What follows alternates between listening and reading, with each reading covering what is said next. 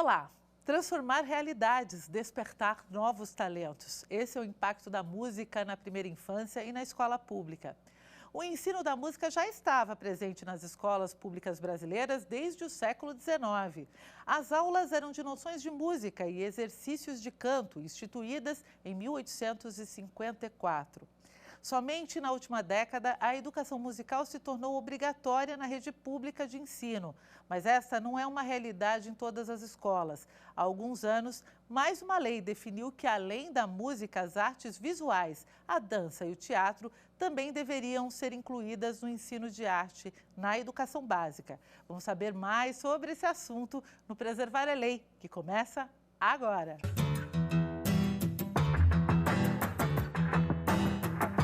A música é uma linguagem que se traduz em formas sonoras capazes de comunicar sensações, sentimentos e pensamentos.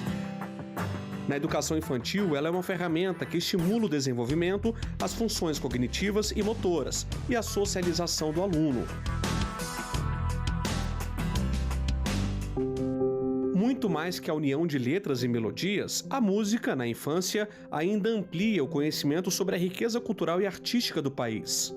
Pensando nisso, ela foi incluída como conteúdo obrigatório na educação básica. A lei federal que instituiu a medida está em vigor há mais de uma década e alterou a Lei de Diretrizes e Bases da Educação. Editada em 2008, a lei estabeleceu que os sistemas de ensino teriam 3 anos letivos para se adaptar às exigências. Mas o desafio, segundo especialistas, é implementar na prática o que diz a letra da lei.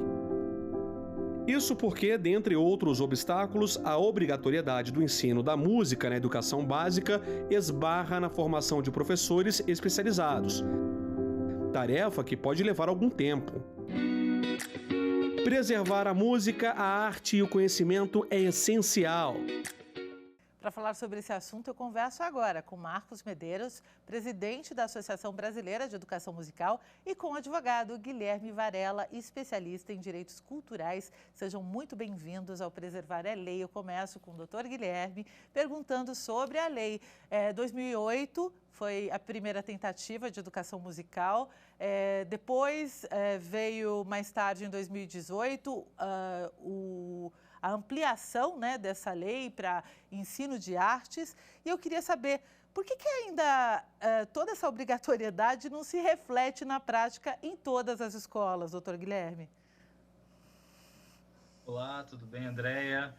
Na verdade, o direito ele pode ajudar muito as políticas públicas a se desenvolverem, mas só o fato de existir uma lei que trate sobre formação musical, de artes e tudo por si só não é suficiente. O que a lei faz é justamente instituir um direito cultural. No caso que a gente está falando, existe um direito cultural, o direito está falando isso, né? Existe um direito cultural a ter formação musical e artística nas escolas. E esse direito obriga o Estado a se movimentar, obriga o Estado a fazer políticas públicas para isso aconteça. O direito sozinho, ele não dá conta de criar financiamento, de criar coordenação entre União, Estados e municípios para isso acontecer, de criar estruturas institucionais para que essa formação aconteça nos equipamentos públicos. Ou seja, para além da lei, é muito importante que os órgãos responsáveis pela execução dessa lei consigam estar equipados para isso, o funcionalismo está funcionando, tenha financiamento para isso, tem uma rede de formação que dê conta de toda a demanda pública nessa escala continental, ou seja, é um primeiro passo fundamental ter uma lei como essa. Agora, para operá-la, é preciso que esse direito cultural encontre mais reverberação.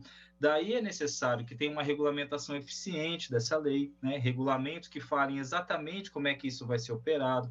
É muito importante que se escute o setor musical, né? Que as lideranças da formação da música, as escolas municipais de música, todos aqueles que lidam com a formação no cotidiano possam opinar sobre essa regulamentação, ou seja, é preciso tornar essa lei viva. É preciso que o direito consiga ir além simplesmente da letra e consiga chegar na política pública e na ponta, para que os alunos, as alunas, os professores e professoras consigam executar e também fruir daquilo que o direito está colocando como um direito cultural. A gente vai conversar agora com o representante, né, da Associação Brasileira de Educação Musical, Marcos. O ensino musical, ele é obrigatório, mas não faz parte do currículo. O que isso significa? a legislação, no que se refere ao ensino das artes, e nesse nosso caso aqui o ensino da música, ela é bastante vaga e imprecisa, ou seja, ela permite uma série de interpretações em cada escola, em cada lugar, isso inclusive respeitando a autonomia das escolas na elaboração dos seus currículos. Então, como ela é vaga e como ela é imprecisa, nós estamos à mercê de uma série de condições locais para que esse ensino de música, de fato, se efetive em cada uma dessas escolas. E isso envolve não somente a lei, como o doutor Guilherme estava nos explicando, mas uma série de investimentos, investimentos na formação de professores, investimentos na infraestrutura das escolas. Mas, além disso, a gente ainda tem defendido uma mudança no pensamento da sociedade, para que a sociedade assuma a importância desse ensino de artes, desse ensino de música na formação do ser humano, na formação das crianças, dos adolescentes, jovens e adultos que frequentam as escolas. Porque se a gente não tem esse apoio da sociedade, a gente não consegue, de fato, efetivar aquilo que já está dito na legislação brasileira. Segundo o Censo da Educação Superior de 2016, o Brasil possui 128 cursos específicos para a formação de professores em música, com pouco mais de 8.000 vagas. Para se ter uma ideia, em 2016, apenas pouco mais de 2.000 profissionais concluíram. Se comparado aos 10 anos anteriores, esse número é infinitamente menor. Apenas 327 finalizaram estes cursos. Bom, Marcos, por que esse desinteresse é grande? Não existe nenhum incentivo? Olha, há uma série de fatores que influenciam esse baixo número. Um grande fator, por exemplo, é a dificuldade que esses professores formados têm de assumir concursos públicos, por exemplo, nas escolas públicas. Nós temos, como eu disse, a legislação ela é bastante ampla e vaga, então os concursos eles são feitos, em geral, para artes, né? Então, muitas vezes, já temos vários estudos na área de educação musical mostrando isso, essas provas são para todas as linguagens artísticas. E nas provas você tem uma predominância das artes visuais. Como as licenciaturas são específicas, os nossos alunos de música muitas vezes não conseguem ser aprovados nesses concursos e, quando são aprovados, existe toda uma luta para que as secretarias municipais, as escolas, as diferentes instituições aceitem o seu diploma. Muitas vezes porque a palavra arte não está presente no diploma do licenciado em música. Então, questiona-se sempre se o licenciado em música está apto a ministrar esse componente curricular artes. Então, há uma série de travamentos nesse interesse. E quando esse professor consegue assumir o seu cargo como professor de artes, muitas vezes na escola, ele é levado a ministrar todas as linguagens artísticas, ainda que formado apenas na linguagem musical. Isso vai criando uma série de barreiras e uma série de dificuldades para que esse profissional permaneça ali na escola e execute o seu trabalho com dignidade e com interesse, com toda a potencialidade para a qual ele foi formado. Então, vai se gerando uma série de entraves e isso vai se formando um ciclo vicioso que contribui para que a legislação não seja de fato cumprida nas escolas. Doutor Guilherme, a gente percebe que existe muito preconceito, é isso mesmo, em relação à música, a artes? E o que a legislação prevê em relação a incentivo a estes profissionais? Eu concordo com o Marcos quando ele diz que a legislação ela é insuficiente, ela é imprecisa, enfim, ela carece ainda de ter mais robustez, né? mais qualificação, mais detalhamento, mais explicar também, né? Cabe muito ao ordenamento, à legislação fazer isso, né? Mostrar o caminho das pedras para como se executam, para como se alcança esse direito, no caso, esse direito à formação musical. Eu acho que tem uma questão muito importante que não basta você formar os músicos, né? E não basta você formar os professores e professoras de música.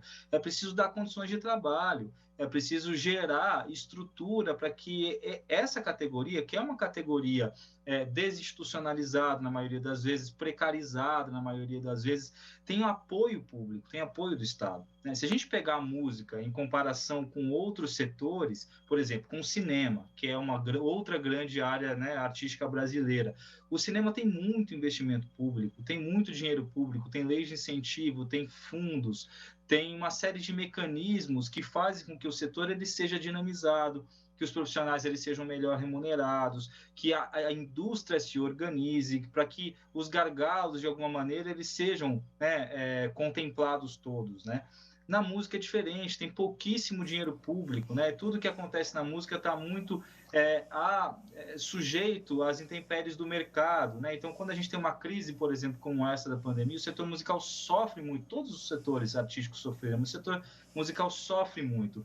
Então, eu acho que mais do que simplesmente o preconceito ou algum tipo de marginalização do setor musical, eu acho que a gente precisa combater principalmente a precarização do setor musical, valorizar os profissionais da música, valorizar aqueles que se formam em música, seja desde a escola até a faculdade, para que eles tenham espaços de trabalho dignos, para que eles tenham, de alguma maneira, salários, tenham valores de mercado que sejam condizentes com a qualificação que eles têm. A gente vê tantos músicos que são tão bons, né, que tem tanta formação, que tem tanta experiência, né?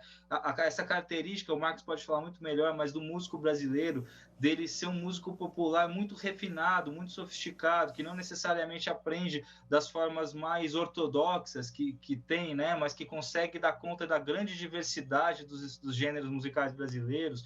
Essa característica deve ser valorizada nas políticas públicas, nas ações. É preciso que o Estado consiga ter políticas de indução, de financiamento, de regulação. Seria muito importante que a gente tivesse no Brasil algo parecido com o que tem no cinema, que o cinema tem a Ancine, tem uma agência específica para tratar de financiamento, regulação, né, qualificação do mercado, que é um setor estratégico, ter uma agência da música que pudesse cumprir também com esses atributos. Acho que a gente conseguiria dar um salto para fazer com que a estrutura institucional da música tivesse a altura da qualidade da diversidade musical brasileira. A gente vai continuar falando mais sobre música no próximo bloco e saber o impacto que ela tem na criança, principalmente na primeira infância.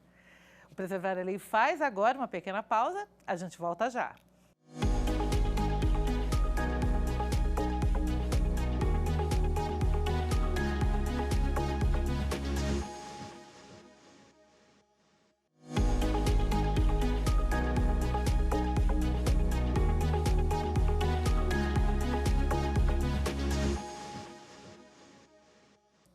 Preservar a Lei está de volta e a gente está falando sobre educação musical nas escolas públicas. Um projeto chamado Turma da Música desperta o interesse de crianças e adolescentes das escolas públicas no Rio de Janeiro. As aulas são virtuais e é de graça. O Turma da Música foi desenvolvido como material de apoio pedagógico nas atividades de musicalização infantil, além do material disponível no YouTube. O projeto também disponibiliza todo o conteúdo para escolas interessadas. Vamos assistir a um trecho de uma dessas aulas. Fala aí, Wesley, tudo bem? Eu queria saber se tu sabe quais são as propriedades do som. Que isso, menino? Que propriedade do som? Propriedade do som é a qualidade dele, a maneira dele ser. Ah, então quer dizer que o som tem qualidades diferentes. Tem qualidades diferentes. Pode variar na duração, na intensidade, na altura, no timbre. Ó, na duração, por exemplo, pode ser longo ou pode ser curto. Vou te mostrar. Isso é um som longo. Isso é um som curto. Gente, também tem o timbre. Timbre é como se fosse a identidade do seu instrumento. Por exemplo, o meu instrumento, ele tem esse som aqui, ó. O do Pedro tem esse som, ó. Olha esse aqui, ó. Então, essa é a identidade do seu instrumento. Então, por exemplo, você tem o oboé. O oboé, ele tem uma identidade que é só dele, que seria o timbre dele. Tem a flauta, também tem o seu próprio timbre. O saxofone tem o seu próprio timbre. Então, isso caracteriza cada identidade de cada instrumento. Marcos, como que funciona para a Associação Brasileira de Educação Musical? Esse tipo de iniciativa que a gente acabou de ver, ele acaba suprindo a deficiência do sistema de educação e, mais do que isso, como eu te falei, a associação ela acaba também estimulando, fazendo projetos parecidos para suprir essa ausência das políticas públicas? A associação ela tem promovido uma série de eventos onde pesquisadores se encontram, professores de todos os níveis e estudantes. A ABEM ela tem uma característica que ela não é uma associação científica apenas, ou seja, ela não somente congrega professores universitários e pesquisadores da educação musical, mas ela coloca em contato esses pesquisadores, estudantes de graduação, professores que atuam na educação básica, no ensino técnico, nas escolas especializadas. Então, através de uma série de eventos, de fóruns, e agora, nesse período pandêmico, a gente tem realizado esses eventos e esses fóruns de forma online, né, com as transmissões no YouTube. Então, de uma certa forma, estamos sempre em contato com as pessoas, divulgando as suas pesquisas, divulgando os seus projetos. A associação tem ainda uma revista que é especificamente destinada aos professores da educação básica. Ela se chama, a revista Música na Educação Básica, onde professores da educação básica, professores do ensino superior, enfim, professores que atuam com música de alguma forma na educação básica, compartilham as suas experiências exitosas na educação básica com outros professores. Então, há uma troca de experiências, há uma troca de formações, de processos, de questões que são desenvolvidas com os alunos. E também nos eventos, há uma série de cursos que são oferecidos para a constante atualização de todos nós, né? Porque a sociedade vai mudando, a música vai mudando, os processos educativos têm que acompanhar todas essas mudanças, né? E principalmente as tecnológicas. Agora, a pandemia, ela impactou de uma maneira bastante forte os processos de ensino e aprendizagem de música, acontecendo à distância, mediados pelas tecnologias. Então, a gente dedicou uma atenção especial nesse momento. Essas são as ações que a gente tem feito ao longo desses anos. Doutor Guilherme, esse tipo de iniciativa acaba sendo uma forma de suprir o que deveria ser política pública, né? E também causaria um impacto grande, dali podia sair um novo músico, um novo talento. Quais seriam essas outras formas que podem aí suprir essa carência que existe na escola pública de aula de artes e de educação musical? É fundamental que a sociedade tenha iniciativas próprias com relação a não só a formação em música, mas em todas as artes, porque é ali, né, no seio da sociedade, né, naquele núcleo onde ela vive, que ela vê as carências. Então, ali eles identificam quais são as principais demandas de cada um. Muitas vezes, o que acontece num bairro, numa comunidade, numa periferia, a demanda por projeto artístico ali é diferente de outra, né? Então, aqui em São Paulo, por exemplo, onde eu vivo, se a gente pegar na Zona Leste, as demandas por linguagens artísticas são de um tipo, se a gente for para a Zona Sul, são de outro. Então, as sociedades, as comunidades revelarem quais são suas demandas é fundamental. Isso, de alguma maneira, ajuda o Estado a identificar quais são as demandas para poder, aí sim, como você bem disse, André, suprir com as políticas públicas. Muitas vezes, a ação do Estado, a ação governamental, serve para induzir processos que já existem. Tem várias iniciativas que são da própria sociedade, né, que nasceram no seio da comunidade, que devem receber apoio público e manterem como estão, para que elas consigam ter longevidade, ter permanência no tempo, que elas consigam ter continuidade e resultado de médio e longo prazo, né? Tem projetos de música de muitos anos que existem no Brasil e que são muito importantes, né? Ao mesmo tempo, infelizmente, tem projetos que foram criados pelo Estado em diversas instituições, por exemplo, na Funarte, não só de formação musical, mas às vezes de circulação musical, né? Tem o projeto Pixinguinha, tem vários outros projetos que foram realizados e que muitas vezes tiveram uma interrupção indevida por falta de orçamento, né? Por falta de apoio público, falta de visão estratégica de como é importante a gente qualificar o ensino da música, mas também qualificar a música como setor estratégico para a formação humana, para a economia, né, para o desenvolvimento das cidades, para o desenvolvimento territorial, né? Eu acho que tem muitas formas de se enxergar a importância da música. E as alternativas, te respondendo, André, eu acho que é justamente compreender quais são as demandas específicas desse setor, né? Muitas vezes a demanda está na formação, a necessidade de ter mais professores, mais escolas, mais equipamentos, mas também está na fruição. Você não só ser formado, mas ter acesso, conseguir acessar as coisas que são produzidas tanto pela sua comunidade quanto por outras formas que você nunca acessaria. Ter mais, né, equipamentos públicos, mais salas de espetáculo, coisas que aconteçam na periferia e não só nos centros, né? Às vezes a demanda é por a gente conseguir qualificar mais como se dá o consumo da música na internet. O Marcos estava falando da dificuldade, né, de ser mediado pelas tecnologias hoje, né, para o profissional da música. Essas plataformas de internet hoje, através das quais a gente consome as músicas, elas não são transparentes, a gente não sabe o quanto que os músicos estão recebendo quando eles colocam suas músicas para serem ouvidas ali, a gente não tem transparência nos contratos, a gente não tem regulação sobre isso, né? Então, acho que são muitas camadas, né, de um setor tão complexo quanto esse, que é a música. Eu acho que tentar encontrar soluções significa entender essa complexidade e atuar em várias frentes, não atuar numa só. A formação da música é fundamental, é preciso que ela seja cada vez mais incentivada e qualificada, mas também é preciso ampliar esse escopo para dar conta de toda a sofisticação e complexidade que o setor da música tem. Em um estudo realizado pelo Departamento de Fonoaudiologia da Universidade de São Paulo, em Bauru, investigou o efeito da educação musical em crianças entre 8 e 12 anos de ambos os sexos. Os resultados indicaram diferença estatisticamente significantes nas crianças expostas à educação musical, evidenciando que houve melhora no desempenho escolar e na competência acadêmica. Vamos ouvir agora um depoimento da Júlia Holanda, que é professora de música e professora de pós-graduação em musicalização infantil e neuroeducação musical. Vamos ouvir.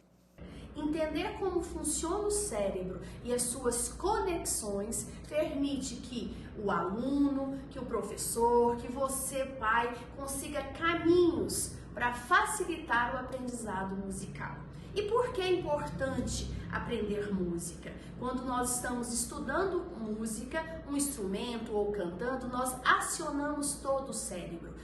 Não existe um campo musical central dentro do cérebro. O cérebro, quando estudamos música, ele é todo acionado. Inclusive o córtex pré-frontal, o hipotálamo, o hipocampo, a área de Wernicke, a área de Broca, a linguagem, as funções executivas. É tudo entrelaçado que pode favorecer tanto a criança quanto o adolescente a aquisição de novas habilidades, a oratória, a linguagem, a matemática, o raciocínio, a concentração, o foco. Pessoas com TDAH conseguem se focar mais através de caminhos que esse educador musical, através da neuroeducação musical, constrói para facilitar e para que possa acontecer o aprendizado significativo. Marcos, de fato, realmente melhora, né? E eu queria saber se existem outros estudos que comprovam isso e se o rendimento, na sua opinião, na sua vivência e acompanhando professores, alunos, como é que é o resultado dessa música, o impacto na criança, principalmente na primeira infância? Olha, existe sim uma série de estudos que mostram os grandes impactos da música no desenvolvimento cerebral e no desenvolvimento integral, né, do indivíduo. Muitas vezes esses efeitos eles são explorados nas justificativas para convencer, por exemplo, de você ter um programa de educação musical em alguma instituição. Eles de fato acontecem, eles são visíveis, tá? São estudos que são feitos no Brasil, no exterior, nessa área de neurociências, mas além disso tudo, a gente reforça a importância da presença da música na vida dessas pessoas, da presença da educação musical, justamente por causa da presença da música na vida, né? E da presença da música na cultura que esses indivíduos fazem parte. Então, você vai estar empoderando essas pessoas para que se tornem partícipes ativos da cultura musical, que nós estamos imersos e nós somos bombardeados por isso a todo momento. E, de fato, como a professora disse, o cérebro todo se ilumina quando estão fazendo aqueles exames como ressonâncias, tomografias, todos esses exames no cérebro em que você vê a função cerebral, o cérebro todo se ilumina quando a música está acontecendo. E ele é importante para o desenvolvimento integral das pessoas, por causa das relações que são estabelecidas entre pessoas e músicas e entre as pessoas por meio da música. Doutor Guilherme, aí é uma provocação, na verdade, mais do que uma pergunta. Se a educação musical fosse uma realidade em todas as escolas brasileiras, qual seria esse resultado e o que a gente pode aprender com a experiência lá fora, com a Europa, onde crianças já sabem música e vivem da música desde cedo?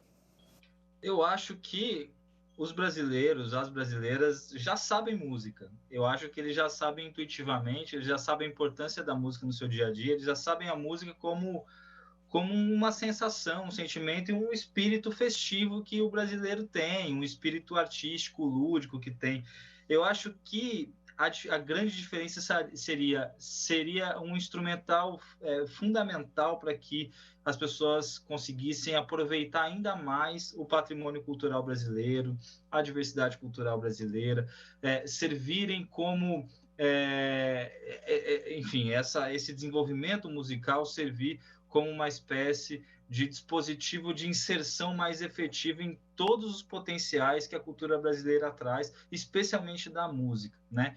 Certamente a gente seria uma sociedade que valorizaria ainda mais seus artistas, que valorizaria ainda mais a sua cultura, que valorizaria ainda mais, né, o seu patrimônio e que certamente seria mais crítica, seria mais conectada com todos os benefícios que a arte proporciona, e mais do que isso, acho que seria uma sociedade mais feliz, uma sociedade que conseguisse identificar a sensibilidade no cotidiano e viver o cotidiano de uma forma muito mais lúdica, alegre, festiva, muito mais humana. Eu acho que a humanidade, o brasileiro ganharia com mais humanidade se tivesse o ensino da música efetivamente na escola e em toda a vida.